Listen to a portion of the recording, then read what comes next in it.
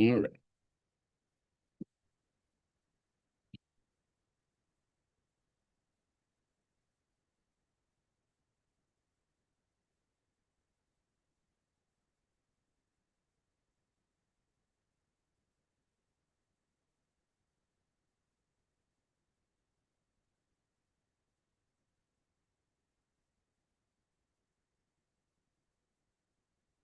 All right. So again, last week the video lectures that I asked you to engage in dealt with just defining intimate relationships and intimacy, um, talking a little bit about gender as well. And so what this lecture is kind of a continuation of those topics. They include some other behaviors, not just intimate relationships, but this is where we'll get into more of the cross-cultural aspects of social behavior and culture, kind of leading off from our topic last week. So, so how does culture play a role in first what we call interpersonal communication, meaning the connections we make with other people and how we communicate? And humans, one of the unique thing about humans is the complexity of our language, um, and how language develops across our species. Um, there are other animals that have very complex communication methods, but humans are kind of unique in that our communication has developed out of our social cultural context that we exist in. So when we talk about cultural orientation of how we interact with each other, we always look at the context versus the content. Okay, because the context of communication is really goes across cultures. So across cultures, there's levels and tones of voice that people within that context use, but these go across cultures. Even so, let me try and explain this a little bit clearer. Every culture has these contexts of communication. That's what I'm trying to say.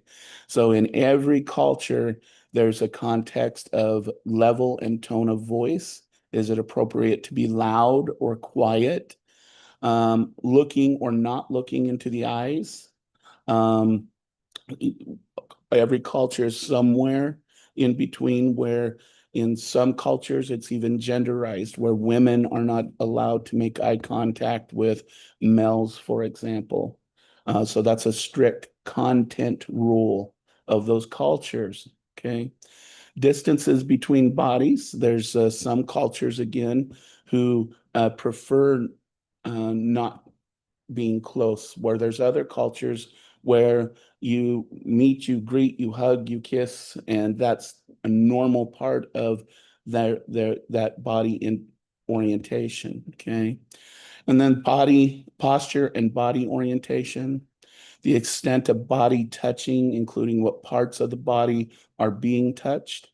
And so in every culture, these contexts exist, but the culture in which the person lives in really determines how these are these become behaviors. Okay. Um, so again, context. So societies that are homogeneous, relatively simple, and where people have to maintain a good long-term relationship with others. So that's a context culture. A content culture is everything is spelled out, said clearly and explicitly. Nothing is left open to interpretation. Okay. So a good example of a context culture is some of the non-westernized indigenous tribes. When thinking places like New Guinea, some of the um, indigenous indigenous tribes in South America, that are relatively isolated from the rest of the world, and so in this, they're very much a context culture where it's relatively simple, homogeneous type of groups. And the goal or is to maintain good long-term relationships with others. And so everything is about the relationship. Okay. An example of a content culture is much like the United States. You probably have heard that we are a country of laws and rules. Okay. And, everything is kind of pretty much spelled out how you get a driver's license, go having a job, the rules at a job, and all of those things are very clear and explicit when they're written out. Okay. And we try not to leave much into interpretation. So that's the United States is the example of a content culture. Um, some social patterns and behaviors that Fisk by work by Susan Fisk revealed that there's four types of social behavior patterns that again go across cultures. The first one, hold on just a second. The first one is community sharing. Okay, within every culture, we see within a community that there's tends to be people who know each other well. Family life is the closest metaphors when it comes to community sharing. You see some type of family unit across every culture. What is mine is yours, intimacy, oneness, cooperation, self-sacrifice are typical behaviors within this community sharing context. Now, again, we find these across culture, but the level at which people engage in these can differ between cultures. So keep that in mind because you may not think of, for example, um, some communities where there's not a lot of cooperation or self-sacrifice. There still are those types of behaviors. It's just they're not as um, um, prized as much within certain cultures, but they still exist some at some level. Okay. The second one is authority ranking. Okay. So again, within every society, we commonly see that there's some type of authority figures that tend to make the decisions for the community. So authority rankings can be based on obedience, admiration, and giving and following orders without questions are typical behaviors within an authority ranking societies. Okay. The relationship between a general and a soldiers are probably the closest metaphor when we look at these in a cultural level. Okay. The third one is equality matching, and that is that social interactions between totally equal friends is the best metaphor. Okay. Typical behaviors such as taking turns, dividing things evenly, one person, one vote, et cetera, where everyone has an equal say into how that society is or that culture is run. Now, um, this is something that should be taken into a little bit more definition because what one culture defines as equality is totally different in some other type of culture. So if we take, for example, a culture of authoritarianism where the authorities are the ones who have all the wealth, look like they have all the wealth, all the say, dictatorship societies where it doesn't look like there's much equality between the decision makers and the rest of the people within that culture. Probably from a Western perspective, we would say that that's not an equal society. But if you look at how they defined authoritarianism, there is an acceptance of that. And that's what makes it equal within that societies. And that's why there are societies that can thrive under dictatorship or single rule or um, um, uh, authoritarian governments because their equality is defined differently than what you would think we define it here in the United States as.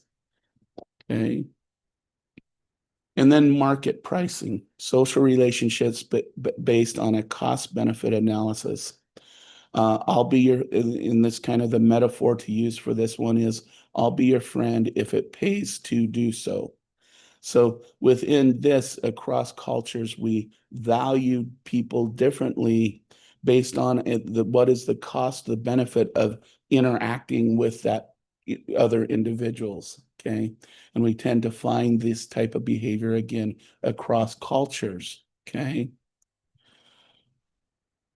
And then, of course, the other level of social behavior, and I think we've talked about this over and over and over in this class, is social relationships based on collectivism versus individualism. Okay, um, this continuum provides a harmonious yet highly predictive cultural relevant constructs to understand all sorts of behavior patterns.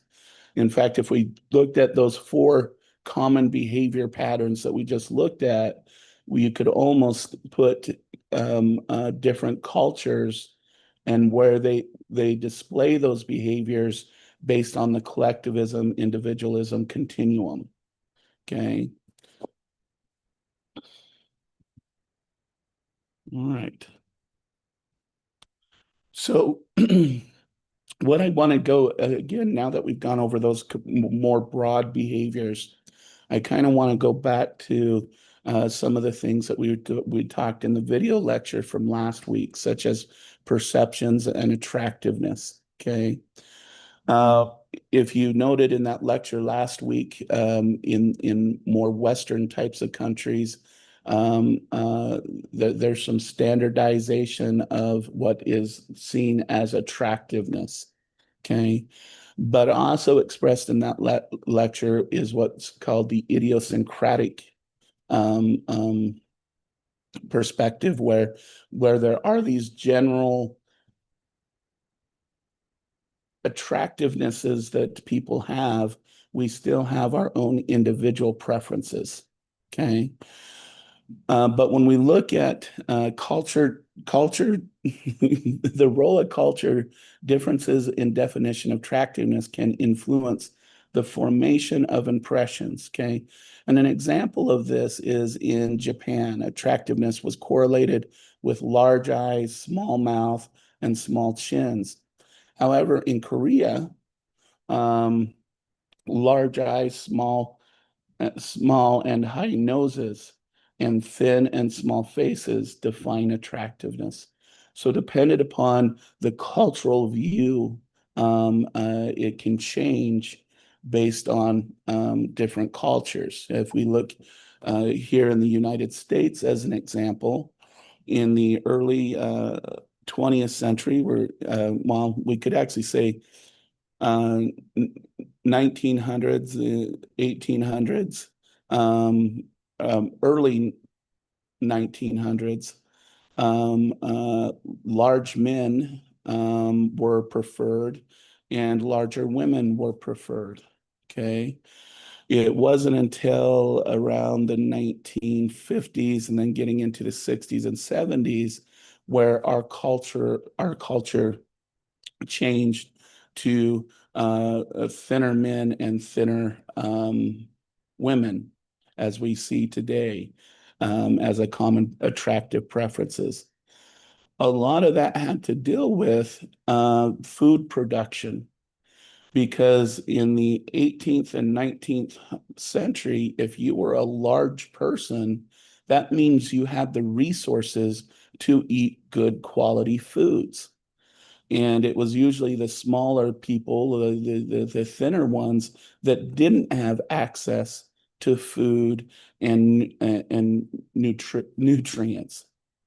And so if you're thinking about this on that cost benefit um, analysis that we talked about earlier, that it would benefit more in the 18th and early 1900s to have a larger meal, where once food started to be mass produced and became more accessible to everyone else, to everyone, with the advent of things like refrigeration and all of those things, then it became more beneficial to have someone who was smaller or thinner than a larger man, because access to food, cost benefit no longer worked out well.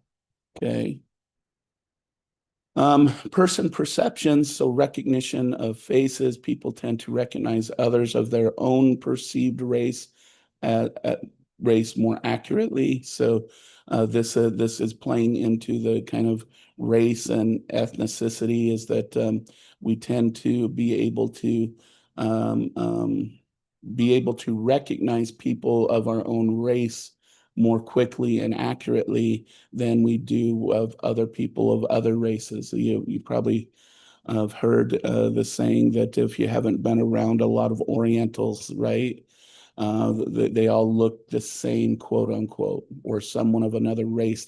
We tend to see them look more closely, and but with our own races, we start to see individual differences um, in faces.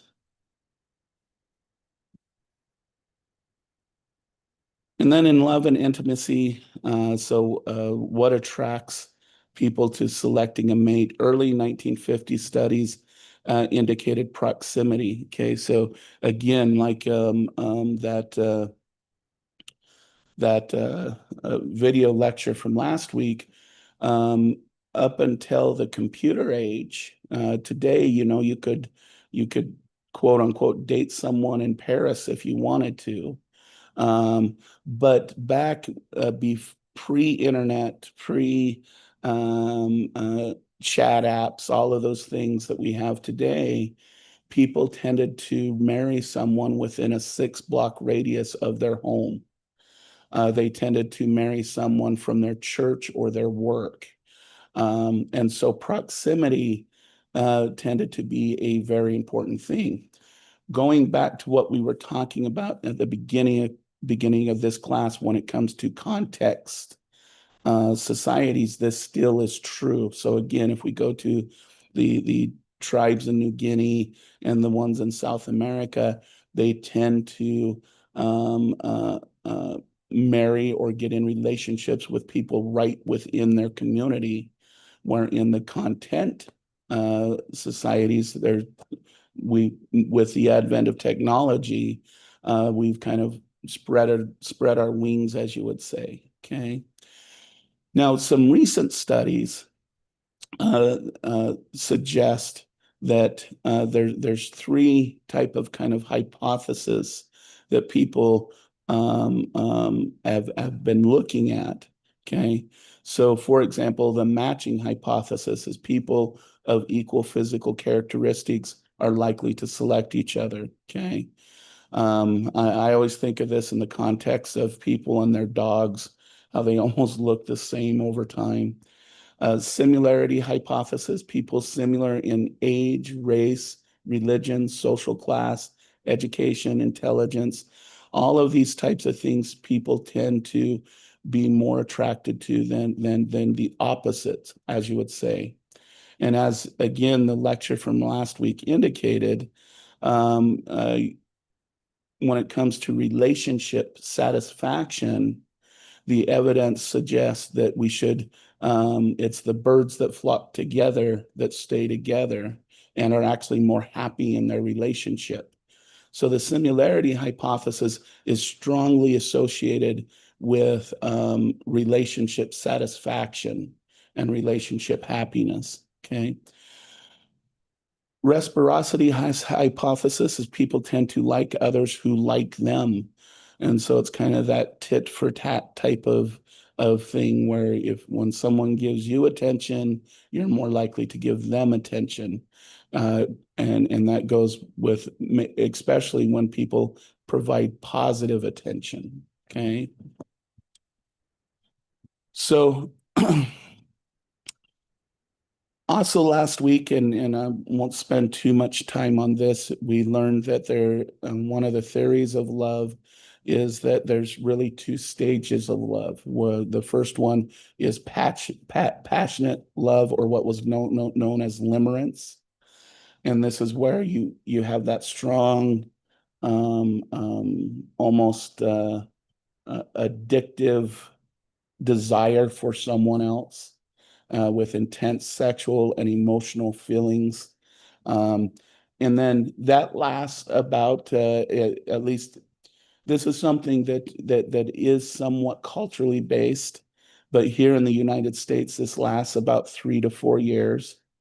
And then we go into what's called companion love, where it's more about warmth and trusting, tolerance, for another person, and your life becomes almost intertwined. Okay. It's in really the passionate companion level of love. It's like uh, you're in a relationship and that person has always been in your life. You even when you think about childhood memories, it almost feels like that other person was there experiencing your childhood with you. Okay. Another theory too that builds off a passionate and companion love is Sternberg's theory. Okay. And he argued that there's about 7 different forms of love depending on the presence or absence of passionate love, intimacy, or commitment. Okay.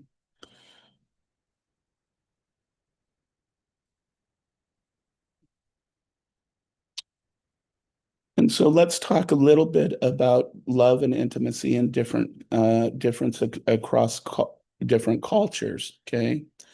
Uh, Romantic love is valued more in America and Germany than in Japan. So in Japan, it's more about the friendship between two uh, uh, couples, between the two that are in the relationship, and those who are not. It's more about the friendship than it is about the romance. Okay. Europeans value love more than South African and Indians.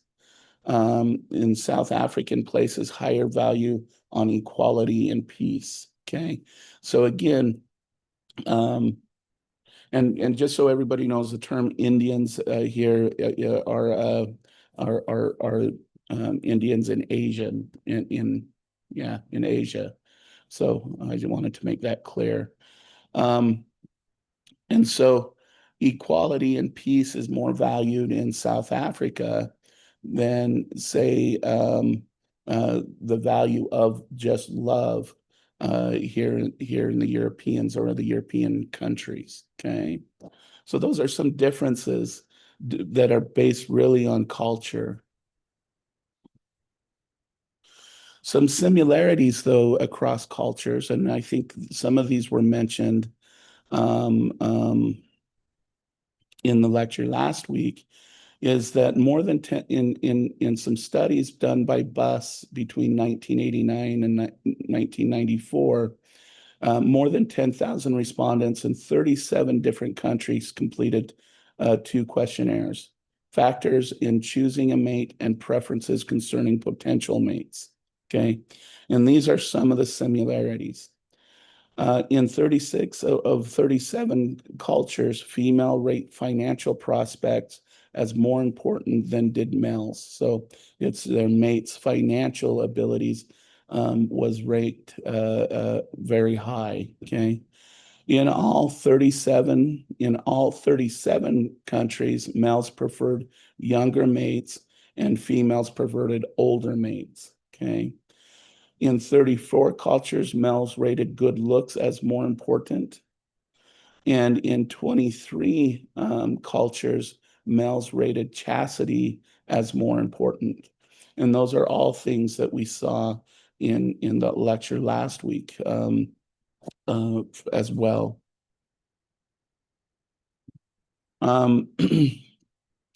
Now, causal attributes are, oh,